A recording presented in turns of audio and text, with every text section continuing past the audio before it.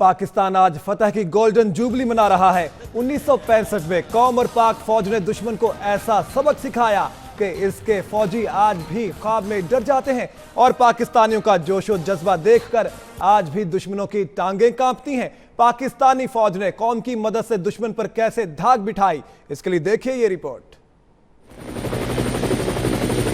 भारत सितंबर 1965 से पहले ही जंगी तैयारियों में मसरूफ था।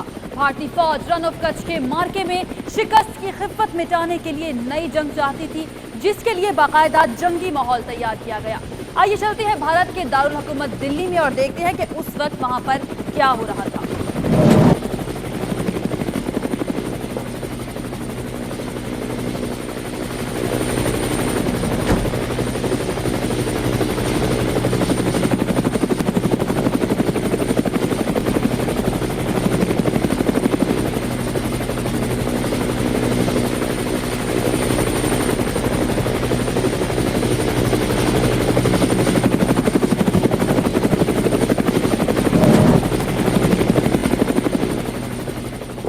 तो जनाब, हम पहुंच चुके हैं भारतीय दारुल हुकूमत दिल्ली में।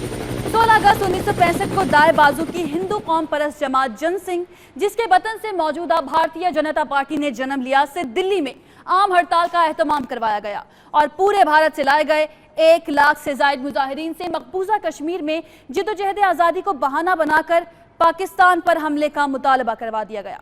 जिसके बाद 20 अगस्त 1965 की सुबह भारतीय काबीना के इजलास में हिंदुस्तान के बर्री फौज के सरबराह जनरल जीएन चौधरी ने खबरदार किया कि रन ऑफ कच्छ के मार्के में शिकस्त के बाद हिंदुस्तानी फौज के हौसले बहुत पस्त हैं और फौज के हौसले बढ़ाने के लिए पाकिस्तान के खिलाफ भरपूर फौजी कार्रवाई लाजमी हो चुकी है।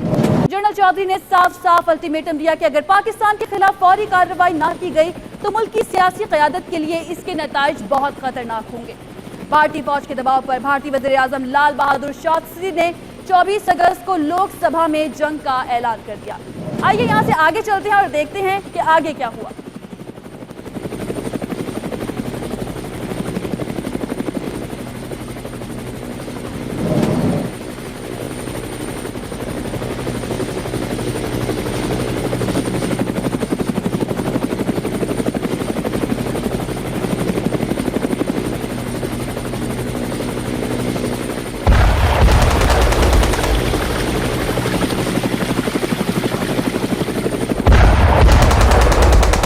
वापस पहुंच चुके हैं बीआरबी नहर। ये वो मकाम है जहां से भारतीय फौज लाहौर में दाखिल होने का इरादा रखती थी और इसका मकसद ये था कि लाहौर पर कब्जा किया जाए। 1965 की जंग में बीआरबी नहर पर क्या हुआ है ये जानेंगे। दरियाब हमारे साथ मौजूद है। दरियाब, बताइएगा क्या हुआ था मजीद यहाँ?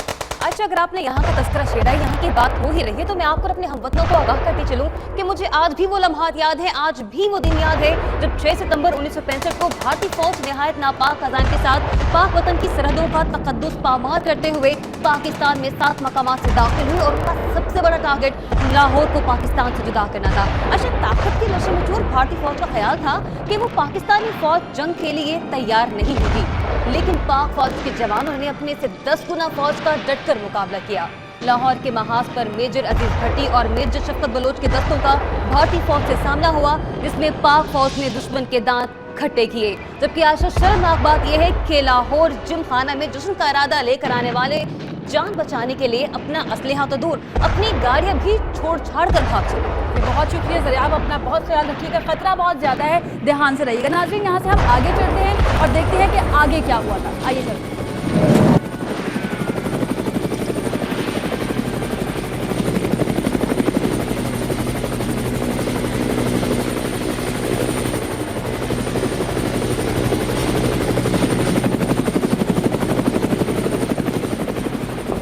तो हम पहुंच चुके हैं सियालकोट, जहां पर टैंकों की सबसे बड़ी लड़ाई हुई थी। किस तरह से ये लड़ाई हुई थी, हसन हमारे साथ मौजूद है, वो हमें मजीद बताएंगे। जी बिल्कुल, आप मौजूद हैं सियालकोट के महाज पर, जहां पे दुश्मन अपने first arm division Fakhre Hind की टैंक रेजिमेंटों की पूरी कुव्वत के साथ इस मैदान पर हमलावर हुआ था कि वो गुजरांवाला तक हर चीज को रोंगता हुआ लाहौर के अकब में जीटी रोड पर जा पहुंचेगा। लेकिन चविंडा का मैदान भारत के फखरे हिंद डिवीजन के 54 टैंकों का कब्रिस्तान बन गया, जहां दूसरी जंग अजीम के बाद सबसे बड़ी टैंकों की लड़ाई हुई। जंग की इब्तदाई 10 दिनों में पाक फौज के जवानों ने 6000 से ज्यादा भारतीय फौजी जहन्नुम हासिल किए, 400 के करीब टैंक तबाह किए और दुश्मन का आगे बढ़ने का मंसूबा एक डरावना ख्वाब का रूप धार गया था।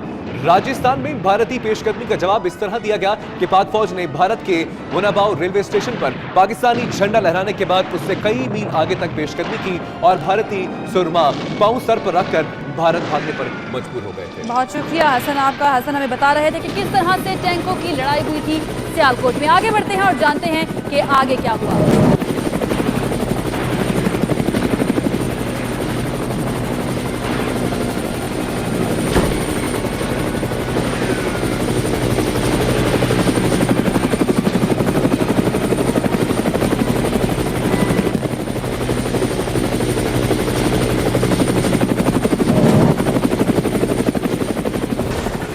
पहुंच चुके हैं एयरबेस। 1965 की जंग में पाक फिजाइया का क्या किरदार रहा, जानेंगे। हमारी को एंकर्स हमारे साथ मौजूद होंगी, माविश निसार और इरम नवाज। इरम, बताइएगा क्या किरदार रहा पाक फिजाइया? जी आयशा, सितंबर 1965 की जंग में हमारी फिजाइया और बहरिया की कारकर्दगी भी हर लिहाज से काबिल फख्र रही। भारतीय फिजाइया के जेट, मेस्टियर, हंटर, लड़ाका और कैमरा बमबार तैयारे शुरू के 1-2 दिन पाकिस्तान की फिजाओं में बढ़ चढ़कर हमलावर हुए, लेकिन 7 सितंबर की सुबह सरगोदा के हवाई अड्डे पर हमलावर भारतीय तैयारों को स्क्वाड्रन लीडर MM आलम ने अपने सैबर तैयारे की मशीन गनों का निशाना बनाया और चंद सेकंड के वक्फे में 5 भारतीय हमलावर तैयारों को मार गिराया। ठीक है, उसके बाद क्या हुआ माविश? उसके बाद ये हुआ कि फिर भारतीय तैयारों को दिन की रोशनी में पाकिस्तानी हवाई अड्डे का रुख करने की जरूरत नहीं हो सकी।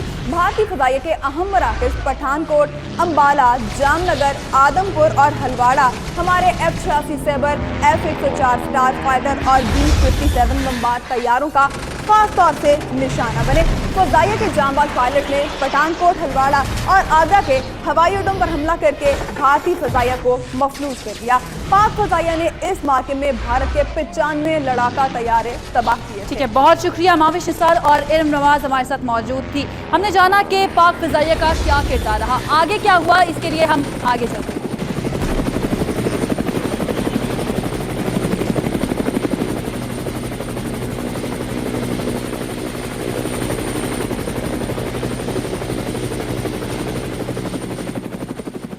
पाक फौज और फिजाइया ने दुश्मन के जो दांत खट्टे किए वो तो आपने देख ही लिए। और अब हम चलते हैं मिशर के पास, जो पाकिस्तान की उस वक्त की वाहिद आबदोज गाजी में मौजूद हैं और बताएंगे कि पाकिस्तान नेवी ने किस तरह दुश्मन की ईंट से ईंट बजाई थी। तो नाजरीन, हम आपको ले आए हैं आबदोज गाजी में, जिसने भारतीय बहरिया की नींदें हराम कर रखी थी। मिशल हमारे साथ मौजूद हैं, उनसे मजीद बात करते हैं। जी मिशल।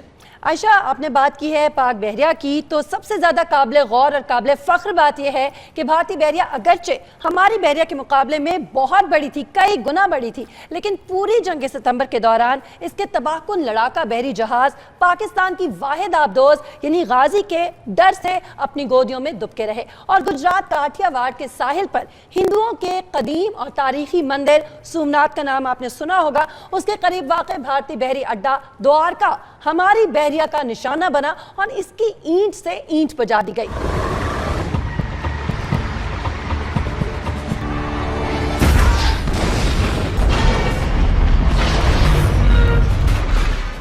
इस जंग में पाकिस्तानी फौज ने भारत के नापाक और घिनौने अज़ाइम को खाक में मिलाते हुए न सिर्फ अपनी सरहदों से दुश्मन को भगाया, बल्कि भारत के 1600 मील के रकबे पर भी पाकिस्तानी फौज ने कब्जा कर लिया और वहां पाकिस्तान का परचम भी लहराया।